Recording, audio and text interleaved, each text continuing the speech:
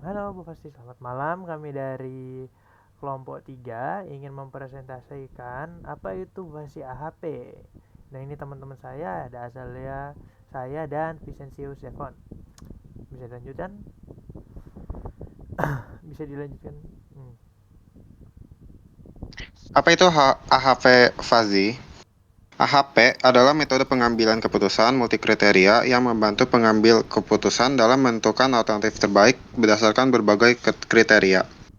Menggunakan skor numerik untuk meranking setiap alternatif melalui perbandingan berpasangan.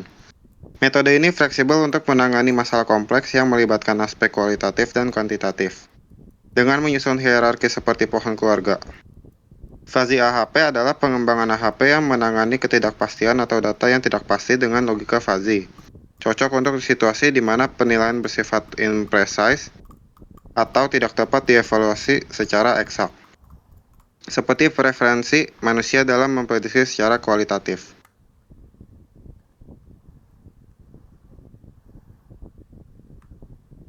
Kelebihan AHP adalah sederhana dan intuitif untuk digunakan, lalu fleksibel, menangani aspek kualitatif dan kuantitatif, memeriksa konsistensi penilaian melalui rasio konsistensi. Lalu kelebihan fuzzy AHP adalah mengatasi ketidakpastian dan data yang imprecise, memungkinkan penilaian dengan nilai linguistik atau subjektif, dan cocok untuk masalah kompleks dengan informasi yang tidak pasti. Lalu kekurangan AHP adalah sulit diterapkan jika jumlah kriteria atau alternatif terlalu banyak dan kurang efektif dalam menangani ketidakpastian atau ambiguitas data. Kekurangan fuzzy AHP lebih kompleks dan membutuhkan pemahaman logika fuzzy, dan proses fazifikasi dapat menyebabkan kehilangan informasi. Oke, kemudian di sini ada studi kasus. Jadi sebuah lembaga kesehatan ingin menentukan lokasi rumah sakit baru. Ada 3 alternatif lokasi, yaitu ada A1 lokasi di pusat kota, A2 lokasi di pinggiran kota, A3 lokasi dekat daerah perindustrian. Nah, kriteria yang dipertimbangkan itu, pertama itu ada jarak dari pusat populasi, C1 yang sifatnya cost, kemudian ada aksesibilitas C2 yang sifatnya benefit, kemudian ada ketersediaan lahan C3 yang sifatnya benefit, dan juga keempat biaya pembangunan C4 yang sifatnya cost. Nah, pertama kita ini menentukan matriks perbandingan berpasangan antar kriteria menggunakan skala TFN. Nah, ini untuk kriterianya sendiri. Kemudian yang kedua ini kita mengkonversi ke falsified matrix pairwise comparison. Jadi tadi itu kita ubah ke TFN atau triangular fuzzy numbers berdasarkan skala fuzzy-nya. Nah, misalnya pada gambar di sini ada intensitas dan juga linguistiknya. Semisal untuk TFN-nya ini ada lower, medium, dan juga upper. Nah, untuk 111 ini sama penting. Nah, kebalikannya atau reciprocal ini merupakan kebalikan. Jadi, ini dipakein inverse gitu. Nah, jadi semisal untuk yang 2, 3, 4 yang sedikit lebih penting, untuk reciprocalnya ini menjadi 1/4, 1/3, dan juga 1/2. Nah, mengapa demikian? Karena di sini dijelaskan bahwa nilai diagonal utama I sama dengan J selalu 1, 1, 1 karena setiap kriteria dibandingkan dengan dirinya sendiri. Nah, untuk nilai selain diagonal, jika nilai lebih besar dari 1, misalnya 3, 5, dan lain-lain, langsung gunakan TFN dari Tiger Skala Fuzzy. Jadi kalau misal lebih besar dari 1, kita menggunakan ini. Namun jika nilainya kurang dari 1, maka kita menggunakan yang resiprokal, yang misalnya 1/3, 1/5, dan lain-lain. Nah, kemudian ini contohnya, jadi kan tadi di sini ada 1. Nah, karena dibandingkan dengan diri sendiri, kita tetap ngambil 1, 1, 1. Kemudian di sini ada 2, 3, 4. Ini karena sebelumnya ini 3. Jadi karena 3 ini lebih besar dari 1, maka kita ngambilnya TFN-nya yang 2, 3, 4. Nah, kemudian di sini itu ada 1/3, 1/4, 1/3, dan juga 1/2.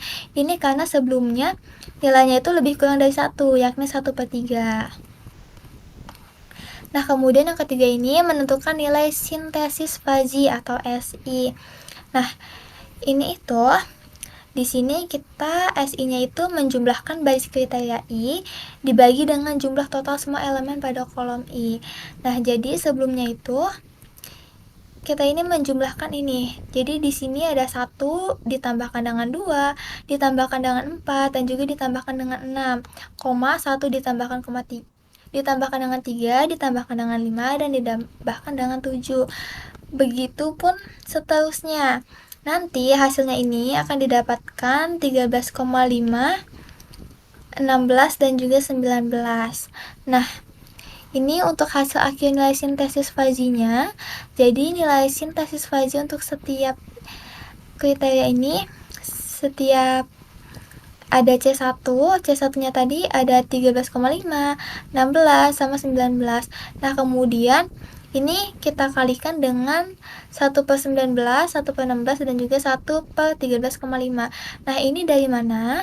Ini merupakan jumlah total semua elemen pada kolom I. Dan mengapa kita menggunakan 1/, yang tadinya di sini kita nggak pakai 1/? Kenapa kita di sini pakai 1/? Karena tadinya itu dibagi, kemudian kita kalikan, jadi kita inverse. Nah, kemudian untuk SC1-nya ini sama dengan 13,5 dikali 19 dikalikan dengan jumlah total semua elemen pada kolom I-nya. Nah, kemudian dihasilkan sekian. Ini untuk C1-nya didapatkan 0,7118. Untuk yang medium C1-nya ini didapatkan 0,875 dan untuk upper C1-nya ini didapatkan 1,125 dan seterusnya. Nah, kemudian di sini pada studi kasus selanjutnya ini kita menentukan derajat keanggotaan. Nah, formulanya ini seperti ini. Jadi formulanya di sini itu V SC1 lebih besar sama dengan SC2 min ini 1 itu total dari maksimumnya, kemudian M-nya ini medium dikurangi dengan upper-nya dibagi dengan upper dikurangi dengan lower. Nah, langkah perhitungannya ini yang pertama ini numerator. Jadi numerator di sini ada MK dikurangi dengan UI. Nah, di mana MK-nya ini tadi di sini MK-nya ini kita mengambil pada C2 0,6456. Kemudian U-nya ini kita bandingkan dengan C1-nya yaitu 1,0125 di sini. Lalu kita didapatkan hasil minus 0,3669. Kemudian yang keduanya ini ada denominator UK dan LI. Nah, U-nya ini kita di sini mengambil di C2 0,7407 dibandingkan dengan L-nya ini di C1 yaitu 0,7118. Nah, kemudian dihasilkan 0,0289. Nah, lalu kita masukkan ke rumus ini. Maka nanti hasil min 0,3669 ini dibagi dengan 0,0289 menghasilkan 1 dan begitu seterusnya. Oke. Boleh dilanjut oleh Rivi? Setelah kita mendapatkan apa tadi, coba balik setelah kita mendapatkan balik satu page. Halo, bisa kedengaran? Ya. Bisa balik satu halaman.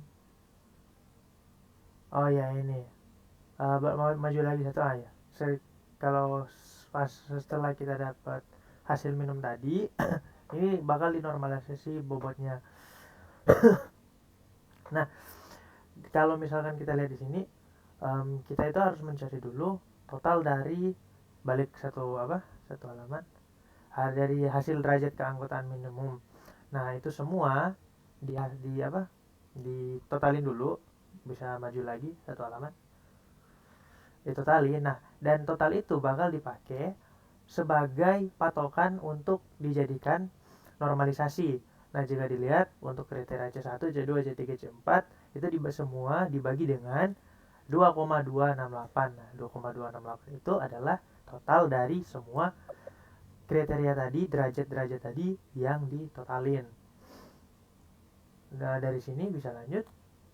Dari hasil bobot normalisasi juga bisa dilihat itu 0,45 dan seterusnya. Dan harusnya semua ini itu bakal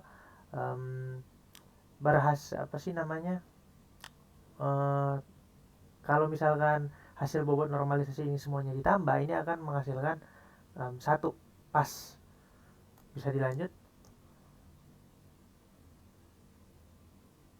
Nah, terus setelah kita menemukan semuanya, itu kita bisa testing tuh dari hasil apa sih? Dari kriteria tingkat kepentingan kriteria yang telah dibuat, kita bisa testing. Kalau misalkan ada A1, A2, A3 mempunyai bobot kepentingan dan apa sih namanya, seperti ini ya, kayak A1 mempunyai kepentingan 0,75, C2 mempunyai value 0,5, C3 mempunyai nilai 0,3. Ini kalau masih ingat, C1 itu jarak, C2 kalau nggak salah hektar, berapa luas hektarnya. Nah, ini kita coba tes kalau misalkan kita masukin alternatif-alternatif ke dalam bobot-bobot tersebut ke dalam alternatif-alternatif yang akan dipilih. Jadi bisa dilihat di hasil rankingnya, nilai-nilainya itu akan dikaliin dengan setiap alternatif tuh bobotnya, dan bisa dilihat di sini itu yang paling tinggi A2 kalau misalkan nilainya segini tuh. Oke. Oke, sekian dari kelompok kami. Terima kasih sudah mendengarkan. Oke.